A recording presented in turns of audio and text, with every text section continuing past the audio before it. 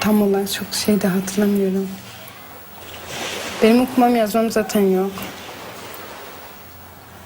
Sadece gördüklerim ya duyduklarım yani kadının da hakkı var kafamda bildiklerim şeyler.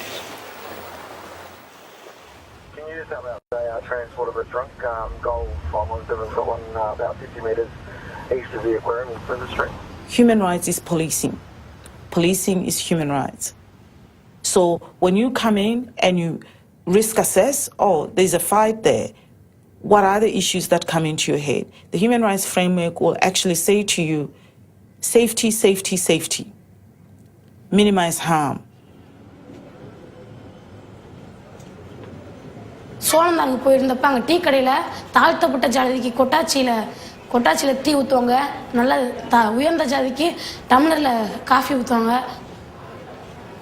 இதெல்லாம் ஏன் பண்ணுறீங்க?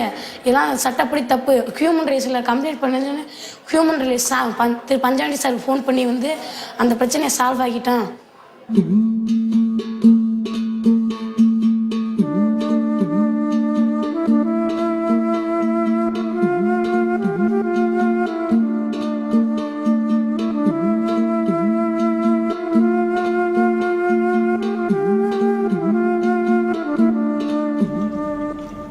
Human beings are born free and equal in dignity and rights. This is the powerful beginning of the Universal Declaration of Human Rights, proclaimed in 1948 by the then newly established United Nations. The full realization of human rights requires all human beings to be aware of their and other people's rights and of the means to ensure their protection. This is the task of human rights education, which builds knowledge, skills, and attitudes prompting behavior that upholds human rights. Human rights education can make a real difference in people's lives, whether a woman in Turkey, a police officer in Australia, or a child in India, as we see in this film.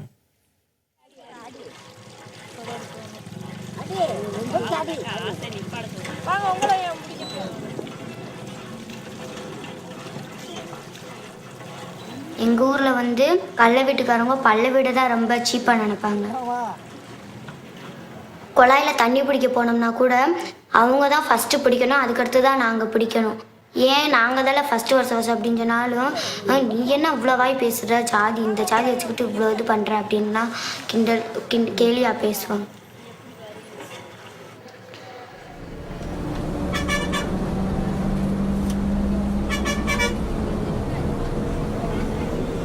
The community of people who formerly were known as the untouchables of this country, who are popularly known today as Dalits, the people who are upper caste, consider them to be impure.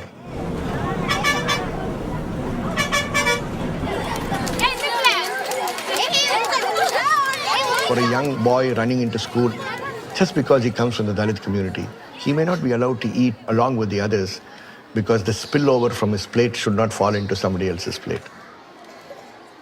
And it is a matter which affects and hurts very deeply the soul of the Dalit. So we started with the word human rights, and then we tried to understand what was Dalit human rights. We understand that these are very powerful words. But who are we? Who are we? All those who are working for promotion or the protection of human rights of all people, they are all human rights defenders.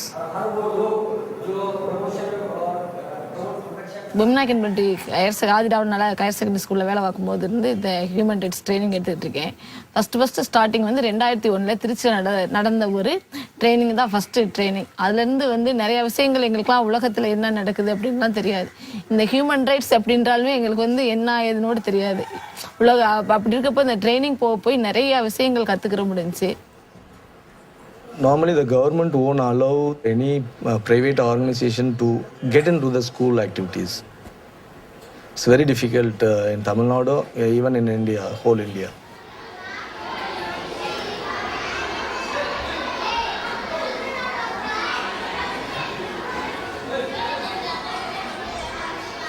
UN mechanism is the tool for us to approach the government. Then again we have to convince the headmaster on the importance of human rights education.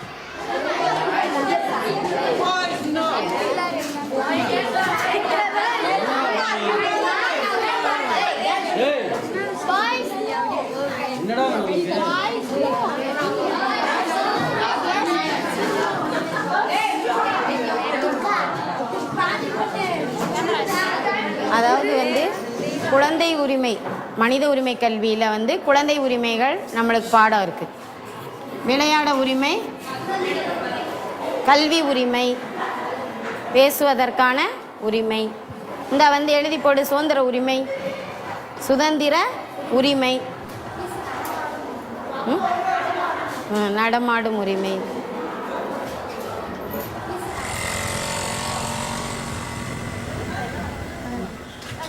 எங்கள் அம்மா வந்து தட்டெடுத்து வேலை பார்க்குறாங்க, எங்கள் அப்பா lorry ஓட்டுறாங்க. எல்லா வேலையும் என்னையை தான் பார்க்க சொல்லுவாங்க, எங்கள் அண்ணனை பார்க்கவே சொல்ல மாட்டாங்க. எங்கள் வீட்டில் ஆம்பளை பையங்களுக்கு தான் சப்போர்ட் பண்ணுவாங்க, பொம்பளை பிள்ளைக்கு சப்போர்ட் பண்ணவே மாட்டாங்க. ஏன் அவங்கள ஆம்பளை பையங்க இருக்காங்கல்ல, ஏன் அவங்கள பார்க்க சொல்ல வேண்டியது 2 பேரும் ஒரே பிள்ளை இதில் 2 பேர் நீங்கள் பெற்ற பிள்ளை இதில் எதுக்கு என்னையவே எல்லாம் சொல்கிறீங்கன்னு சொன்னால் அவங்க ஆம்பளை பையங்க, அவங்க தான் எங்களுக்கு கடைசி வரைக்கும் இருப்பாங்க, நீ எல்லாம் போயிடுவ அப்படின்னு சொல்லுவாங்க. அப்படி சொல்லி என்னை அடித்தாங்க. அடித்து கரண்டியை வச்செல்லாம் பின்னாடி அடித்தாங்க, முதுகில் அடித்தாங்க.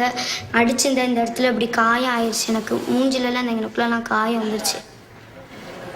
ஒரு வாட்டி ஒரு பிள்ளை அவங்க அம்மா என்னமோ திட்டுனாங்கன்னு சொல்லி தீக்குளிச்சு இறந்து போச்சு. அது ஒரு 2 வருஷத்துக்கு முன்னாடி அந்த பொண்ணு இறந்து போச்சு. ஒரு வாட்டியெல்லாம் நினச்சி இதே எங்கள் வீட்டில் பூச்சி போடுறதுக்கு மருந்து இருந்துச்சு, அதை சாப்பிட்றதுக்கு அப்புறமேலு எதுக்கு நம்மளுக்கு தானே சொன்னதாக அமைச்சிருக்காங்கல்ல, அவங்ககிட்ட சொல்லி எதுவாக இருந்தாலும் தீர்த்துக்கலான்னு சொல்லிட்டு தான். It slowly starts from the children. We cannot move the parents, we cannot say the parents, you have to change your attitude. A small group of children will gather, they will discuss the issues. They will move the community to discuss with the community members. The community members includes the parents of the children also, the same children. There is a space for the children to talk with their family itself. So that changes. That way we are creating the change in different ways. Teachers, children and the family members, through the family members, neighborhood. So the chain will go like this. In Tamil Nadu, there is a practice in some area, they won't send their girl child to the school. Some children are asking their parents, why you are not sending my sister to the school? She has a right. In a simple way, we can say each child can make a change through practicing the human rights values. That is important. இங்கே வந்து teachers கிளாஸ்க்குள்ளே வந்தாங்கன்னா கம்போட தான் வருவாங்க. ஆனால் இந்த மனித உரிமை கல்வி வந்த பிறகு டீச்சர்ஸ் எல்லாம் கம்பை விட்டுட்டு நல்லா அன்பாக பேசுகிற மாதிரி வராங்க. எங்கள் பக்கத்து வீட்டுக்காரங்க ஒரு பொண்ணு வந்து சின்ன வயசுல நிச்சயதார்த்தம் பண்ணிட்டாங்க. 13 வயசு பிள்ளைய. இது பிள்ளை ஏன் பண்ணுறீங்கன்னாட்டா குடும்பத்தில் வரும தம்பி அப்படின்னு சொல்லிட்டாங்க. இதெல்லாம் தப்பு, அரசாங்கம் உங்களுக்கு படிக்கிறதுக்கு நல்ல பணம்லாம் செலவழிக்குது, படிக்க வைங்க அப்படின்னு சொன்னோம். அவங்களும் படிக்க வச்சாங்க. அந்த நிச்சயதார்த்தம் நிறுத்திட்டு படிக்க வைக்கிறாங்க. அந்த பொண்ணு 9th படிச்சுட்டு இருக்கு. We are having hope. I too having hope on that. After my experience in our organization was long 6 years here, only in this educational process, trainings, field visiting schools, meeting with the children and teachers, that experience gave me the hope. It is possible, the change is possible in the society through the children and the teachers who are involved in this process. Now we are in 22 states, the human rights education program. பொண்ணா பிறந்ததில் நான் தப்பாக நினைக்கல. பொண்ணா பிறந்தது நல்லதான். பொண்ணா பிறந்த இப்போ நான் வந்து பொம்பளை பிள்ளைன்றனால தான் எனக்கு நிறைய உரிமைகள் கிடைக்குது. ஆனால் அது எனக்கு மறுத்துருக்கு. Okay, go ahead. Long West Street, any license code 1 was being relieved by Melbourne East to the hospital ground. Roger, thanks. We're just going to do a walkthrough of a couple of nightclubs, just letting you know there's about 40, 50 people in the laneway as well, so just letting you know that also. Ambulance have been called and should be on route short area. So all 781, we can assist us. 781, yeah, Roger, no, thanks for that. It's just west of Flinders Lane and Elizabeth, so I'll try and get some other units there to you as well. 305. Melbourne North 305, go ahead. Yeah, North 305, we're clearing the last. Could you mark us code 2 and shortly off? Vickersy Port 458. Melbourne North 305. Melbourne North 305, go ahead.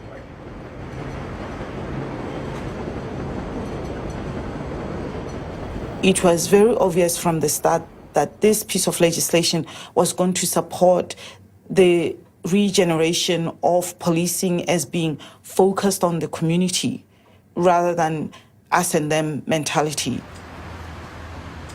We felt that introducing a charter would send a clear message to the community about society's expectations of how they should treat one another.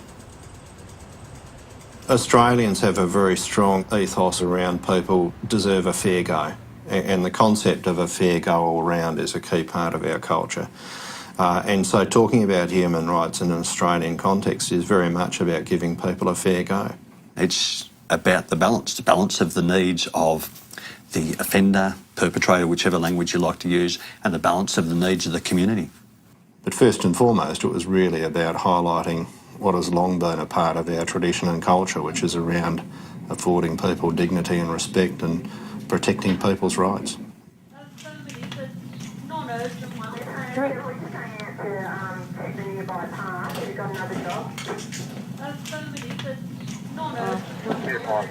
We're Flinders Street, you're a fan, noted. You're welcome to go and get it now. We'll bring it out to one of the lower stations.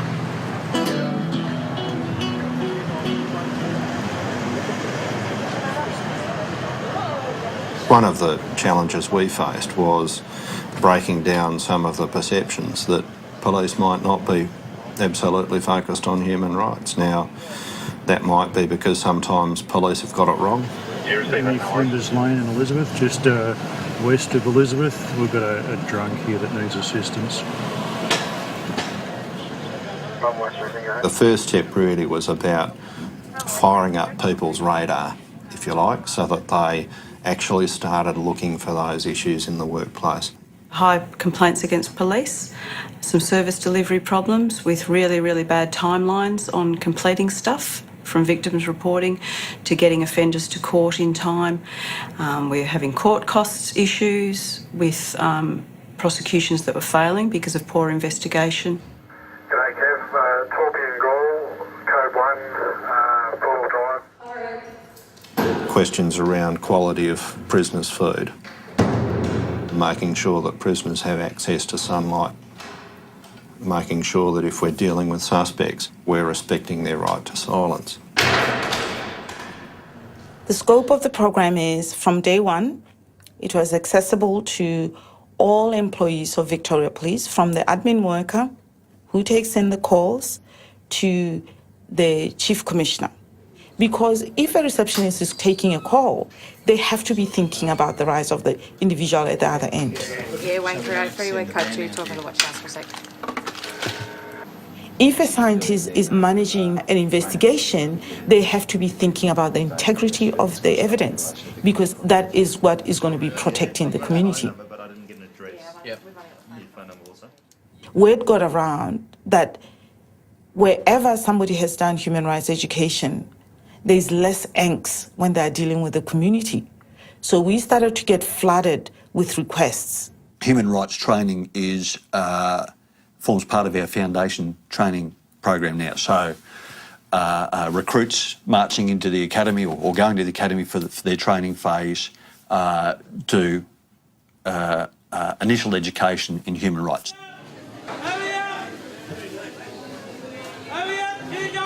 We certainly have to be conscious of the diversity in our community.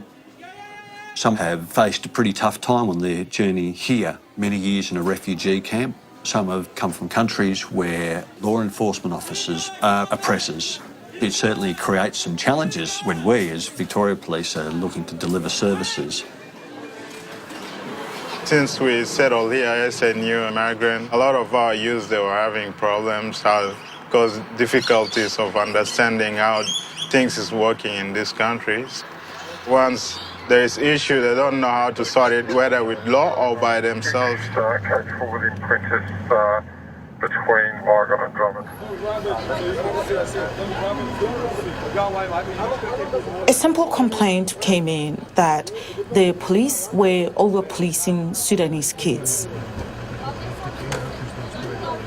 Our police force is predominantly white. However, we are not going to assume they're racist. We just have to make sure that they understand there's a difference between a person and their behavior. So the person is the person who needs to be protected. If there's behavior that is deemed to be illegal, then we manage the behavior. And that comes from the accountability that is brought about by the human rights framework. Why am I doing this? Is it legal? Is it proportional? You know that we're probably about 50 metres off Flinders Street. So we have very clear parameters. This is how we behave with the community. If you don't, you will be sanctioned. Yeah, 782, receive that, thanks. The policeman came down there, and I'm like, oh, what did I do? Or is there any problem with the boys, or what's happening? And it's like, no, we just want to talk to you about something. There's a program we're running. It's about the youth, youth leadership and all this sort of stuff. Then I'm like, okay, that sounds a bit interesting. We emphasize that human rights are about respect and dignity. And we emphasize that the only difference from culture to culture is how dignity and respect are articulated. If I was to nominate one key thing that's changed, there is now a common language around this stuff. It is much easier now for me and my supervisors, and indeed police who are on the beat, to self-regulate, use a language that their colleagues or their subordinates understand when they're wanting to set expectations around how people should behave and how they should do what is a very difficult job. It's given us a range of dividends. It hasn't actually been a chore. It's actually been a bit positive to allow us to do our job better. Over the past 12 months, right across operational policing, there's been on average a 30% reduction in complaints about police conduct. From that time, I started to know more about police. Here it's all about, just the uniform. They put the uniform on. That's the difference between me and them. But once there is no uniform, it's just a normal person like you and me.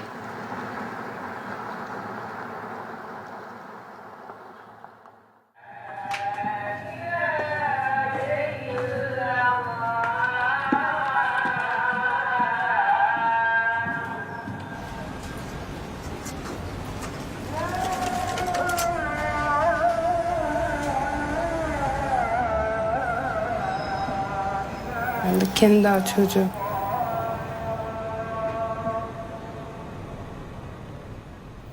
Benim evliliğim görücü usulü oldu.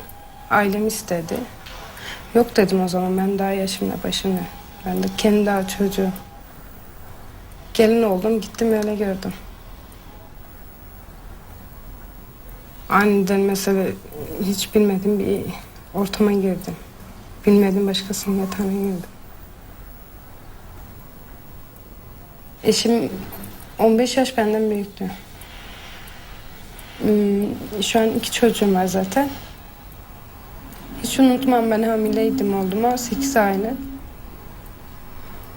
Beni öyle tekmeledi ki, böyle karnımı sakladım ellerine falan, tekme vuruyordu karnıma.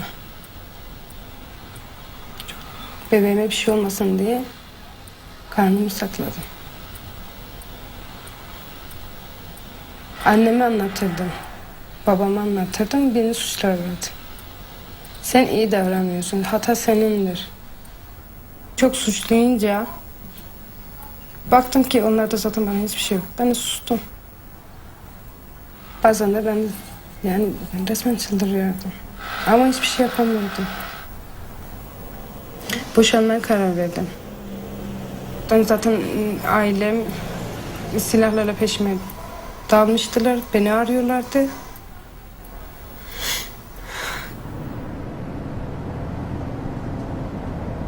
Vakata gönderdi. Vakata geldim işte. Bir kere Türkiye'de şiddet oranı çok yüksek olduğu için her türlü şiddet ama ekonomik, politik, psikolojik, kültürel, fiziksel ve cinsel.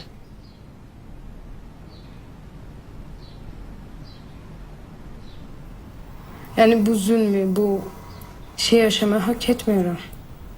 Ve benim gibi bir sürü insanlar da var, kadınlar da var. Çok gördüm ben çevremde. Eğitimle giriyorlar. Müjgan ablam vardı. Ben de sordum. Gül abla dedi ki bana istiyor musun katılmayı? Dernektekiler. Ya istiyorum dedim. Okumam yazmam yok ama bakalım dedim. Bir deneyeyim dedim. Ne öğrenebilirim? Ve başarabilir miyim?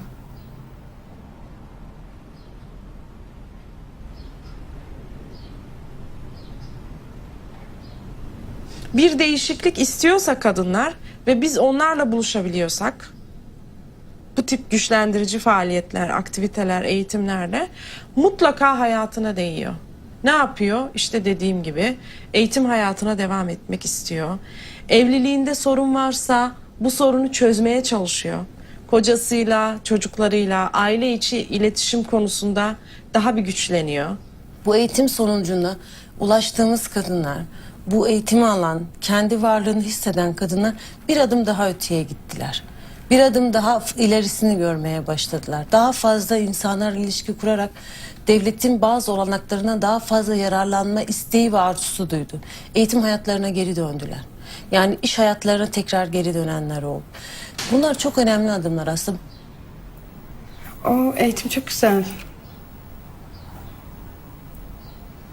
Konu üzerinde işte konu. Gittikçe açıldı. Gittikçe baktık ki daha rahat, daha güzel. Ve düşünüyordum ki ay benim bilmediğim ne kadar çok şey var. Hiçbir şey bilmiyorum ki zaten. En azından neye sahibiz? Neye sahip olabiliriz? Güç topluyordu. Yalnız değilim diye. Düşsem bunu elle atarlar bana.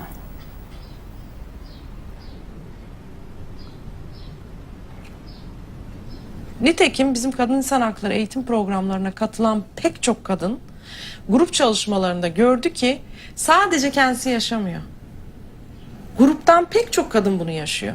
O zaman o kadar rahatlayıp o kadar kendilerini hissediyorlar ki suçluluk duygularından arınıyorlar ve daha güçlü hissediyorlar. Çünkü diyorlar ki bu benim hatam değil. Bunu buradaki 20 kadından 18 kadın daha yaşıyor. O zaman sorun bende değil, sorun başka bir yerde. Sorun bütün bu toplumsal hayatta, toplumsal yapılanmada olduğu için de kadın kendini çok daha hissediyor.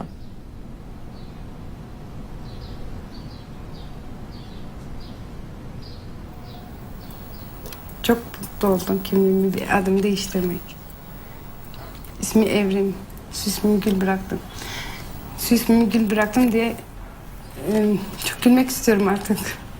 Yani gülmek istiyorum. Dünya her yerdeki bütün kadınlar diyorum. Dünyada her tarafta Tüm gören.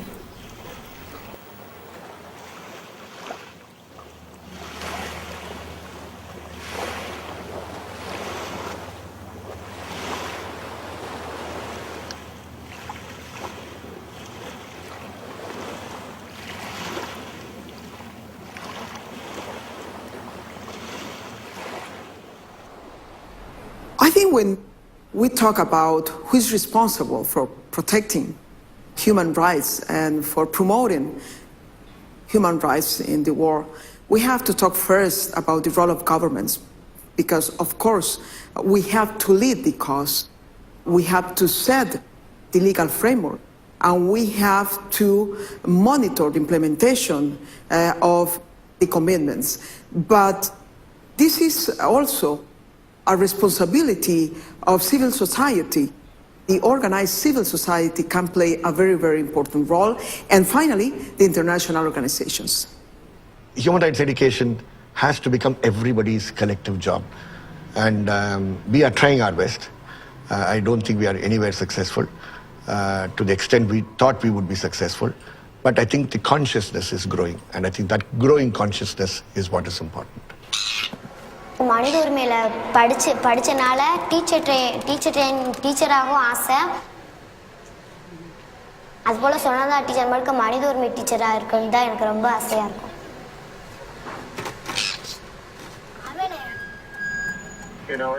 We've started the thinking.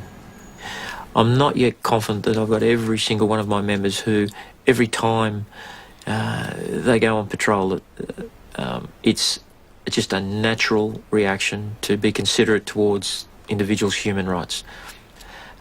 When I'm confident that I've got that, then the work is done.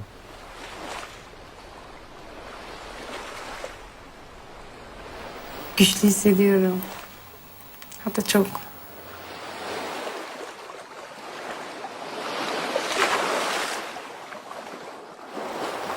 Başka kadınlara da yardımcı olabilsem daha çok mutlu olacağım.